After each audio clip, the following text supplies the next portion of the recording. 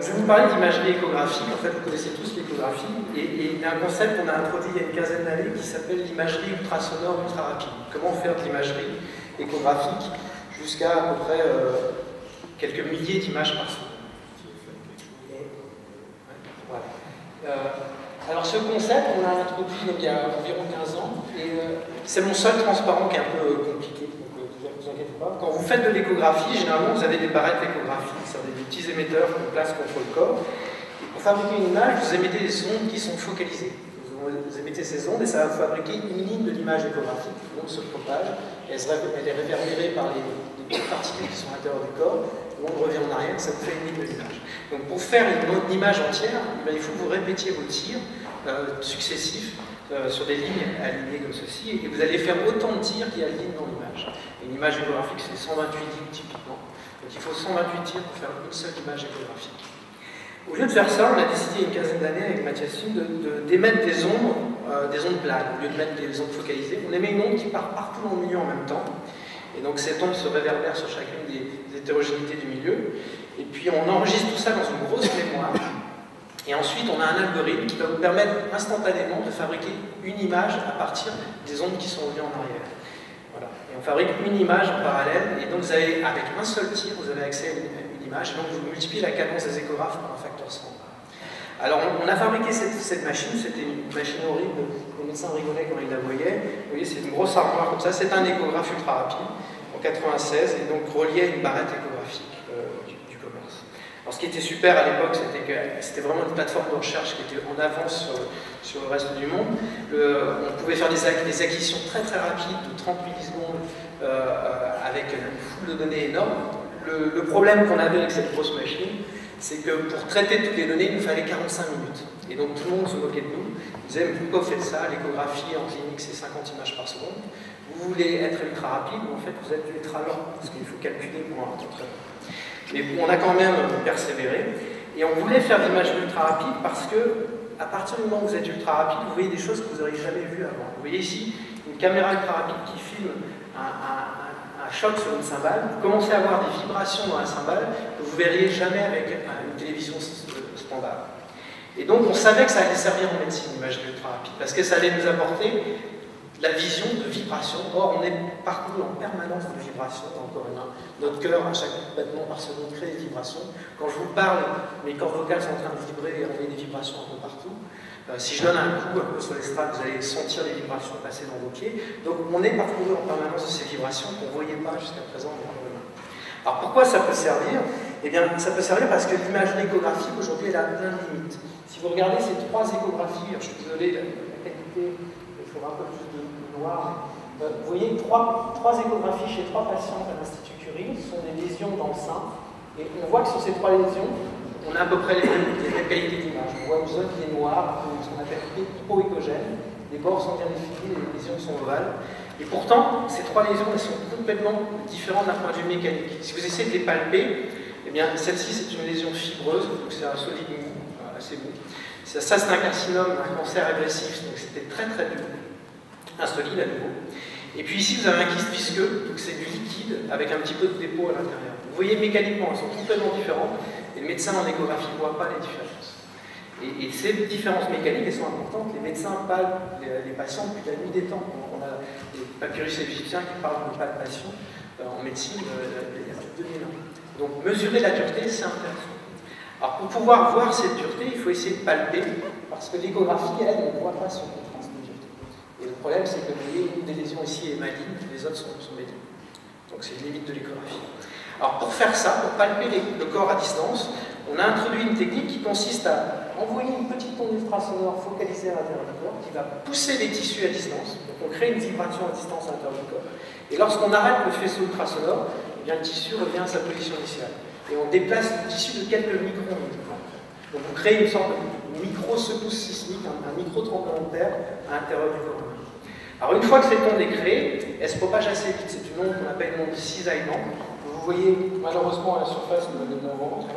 Et cette onde, eh bien, sa vitesse est directement reliée à la dureté. Donc si on la voit à l'intérieur du corps, on va pouvoir donner la dureté. Et pour la voir, il fallait un échographe ultra rapide. C'est pour ça qu'on travaillait sur ce domaine. Donc la barrette échographique va palper les tissus, créer une onde de cisaillement et on va imager à cadence ultra rapide la propagation. Et toute l'expérience va être faite en 20 millisecondes, un temps très court, plus court que le temps entre deux échographies standards. Et voilà le type de résultat qu'on obtient, c'est un zoom dans une image échographique. Vous voyez, on voit à cadence ultra rapide, 10 000 images par seconde. Vous voyez, hop, on a créé une petite vibration et on voit cette onde se propager sur l'image échographique à l'intérieur du corps. C'est une vibration qui fait quelques microns, c'est beaucoup plus petit que la vibration d'un téléphone portable. Et donc maintenant, si on regarde, si on mesure à partir de ce film les déplacements à lui, ce sont des déplacements en couleur, vous voyez apparaître le film de l'onde de cisaillement à l'intérieur du corps. Donc c'est vraiment de la sismologie du corps humain, comme quand on cherche du pétrole dans la côte terrestre, mais là on voit ces ondes à l'intérieur du corps. Alors pourquoi c'est intéressant? Eh bien vous voyez ici une image échographique d'un milieu qui contient une inclusion dure, donc l'échographie ne ressent pas du tout la dureté, et pourtant quand on crée notre vibration de cisaillement, vous voyez l'onde de cisaillement, elle sent cette dureté. L'onde accélère au passage dans l'inclusion, elle est même réverbérée en arrière, et on sait que la vitesse de l'onde est directement reliée à la dureté, donc en chaque point, en mesurant la vitesse de l'onde, on a accès à un nouveau paramètre, un nouveau contraste sur l'échographe. Et c'est exactement cette image de dureté en kilopascal, c'est exactement comme si le médecin, en chaque pixel de l'image, avait des doigts minuscules pour aller palper chacun des pixels à distance. Alors pourquoi c'est intéressant? En médecine, un cancer souvent peut être jusqu'à 20 à 30 fois plus dur que les tissus sains environnants. Donc il y a un contraste gigantesque sur la dureté. Si vous avez une cirrhose hépatique, une fois peut monter jusqu'à 50 à 100 kilopascal, alors qu'un foie normal est à 5-10 kilopascal. Bon, alors il y a beaucoup d'applications. On a commencé à travailler avec l'Institut Curie, juste à côté de l'USPCI là-dessus. Et vous voyez, ça c'est le premier film qu'on ait fait dans une patiente, dans le sein. Vous voyez, elle a une lésion ici. Lorsqu'on va créer une onde de cisaillement à l'intérieur du corps, vous voyez, l'onde se propage lentement dans les tissus sains et très vite dans la tumeur aussi. Et de cela, on fait une carte. Vous voyez, un contraste gigantesque. On voit que la tumeur ici était 20 fois plus dure que les tissus environnants. Donc à partir de ça, on a bien sûr essayé d'aller jusqu'à la création de sociétés. On a eu beaucoup d'étapes successives pour passer de l'expérience de pointable de la physique fondamentale jusqu'à un système clinique et commercialisé. Et aujourd'hui, on a un échographe ultra rapide. C'est le seul échographe ultra rapide au monde à l'heure actuelle. Voilà. Pour ça, on a créé une start-up en 2005 avec Mathias Jacques Souquet et Claude Platry, qui compte aujourd'hui 120 employés, 102 millions d'euros de fundraising et plus de 650 systèmes vendus dans le monde aujourd'hui, depuis 3 ans. Alors pour faire ça, bien sûr, vous vous rappelez, je vous disais 40 minutes pour faire les calculs, on ne peut pas faire ça en clinique. Et donc pour pouvoir faire cet échographe et aller en clinique, il fallait vraiment changer la façon de fabriquer l'échographe. Et si vous regardez ces 4 images échographiques qui ont été prises de fœtus pendant la grossesse, qui ont été prises au cours des 40 dernières années, vous voyez en fait l'échographie, bien sûr, la qualité s'améliore parce qu'on change les composants, on améliore les capteurs, mais ce qui est fou dans ces 4 images, c'est qu'elles ont toutes été fabriquées de la même façon. Vous vous rappelez, je disais, on envoie le long d'une ligne, on enregistre, on tire à côté, on enregistre. On n'a rien changé sur la façon de faire l'imagerie échographique, et ça c'est vrai pour tous les échographes aujourd'hui du monde.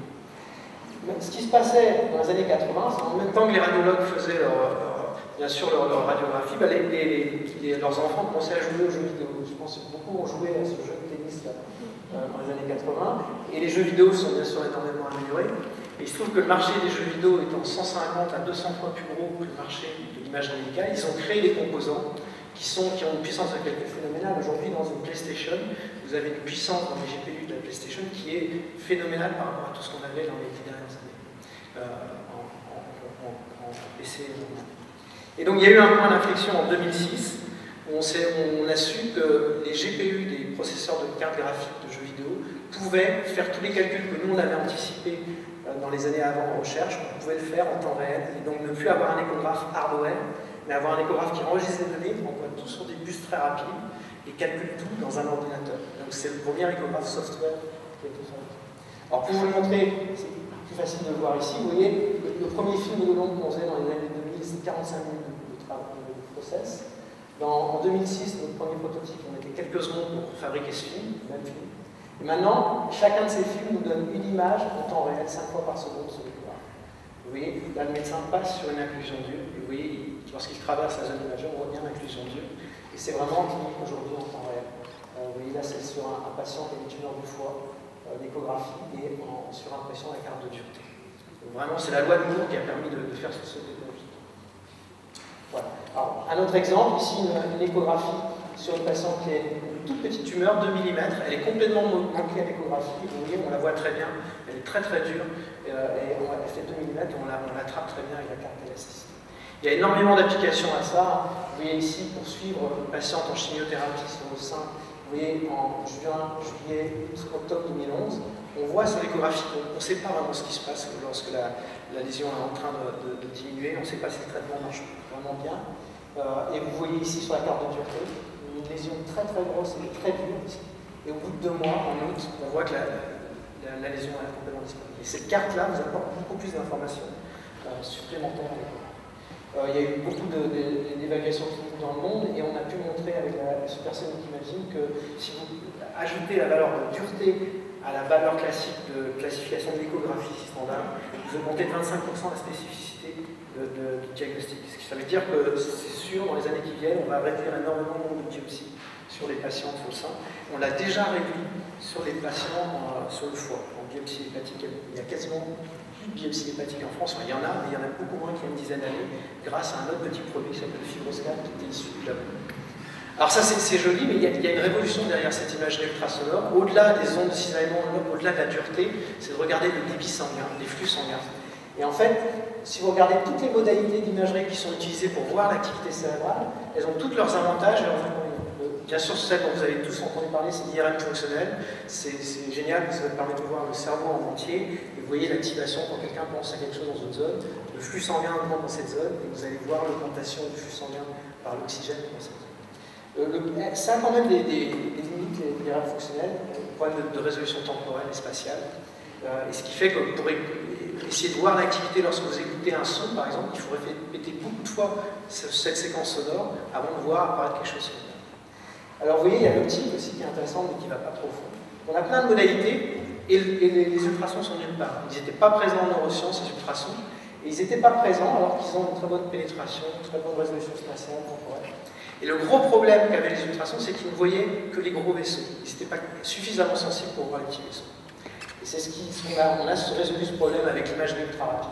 Vous voyez, ça c'est du flux sanguin dans le cerveau d'un petit rongeur en échographie standard. Si vous passez en échographie ultra rapide, vous êtes capable de multiplier par 100 la sensibilité et vous voyez apparaître toute la vascularisation du cerveau du rat. Alors maintenant, comme vous voyez toute la vascularisation, si le rat commence à penser à quelque chose, vous allez voir les changements et voir à quel endroit il est en train de penser. Alors la manip de base qu'on fait en fonctionnel, c'est d'aller faire vibrer les moustaches, parce que chacune des moustaches d'un rat ou d'une souris est directement reliée à une zone précise du cortex. Donc si vous faites vibrer une moustache, vous savez normalement où ça doit s'allumer dans le cerveau. Et c'est ce qu'on a fait. Donc on fait vibrer avec un petit vibreur la moustache d'un rat. Ça va augmenter l'activité neuronale dans une zone, l'activité sanguine. Et vous voyez ici le changement d'activité cérébrale, ici dans la zone, lorsqu'on fait vibrer les moustaches du rat. Vous voyez ici. Voilà, ça en code. Et vous voyez à la fois dans le cortex et dans le thalamus. Parce que vous voyez, si on regarde sur la technologie, on regarde juste la technologie, l'imagerie ultra rapide est apparue avec les GPU. Et à l'USPCI, on a commencé à travailler sur le concept d'imagerie ultra rapide en 1996, c'est-à-dire à un moment où la technologie pour faire ce qu'on voulait faire n'existait pas. Et ça, c'est important. Il ne faut pas imiter et suivre ce que font tous les autres. Il faut vraiment innover, partir en amont, faire de la physique fondamentale. Et à ce moment-là, la technologie, elle finira par faire ce que vous avez envie. Et donc, on peut aller de l'expérience de point de table jusqu'à des expérimentations cliniques et l'innovation. Et s'il y a un endroit en France où on peut faire ça, c'est vraiment le SPC. Merci.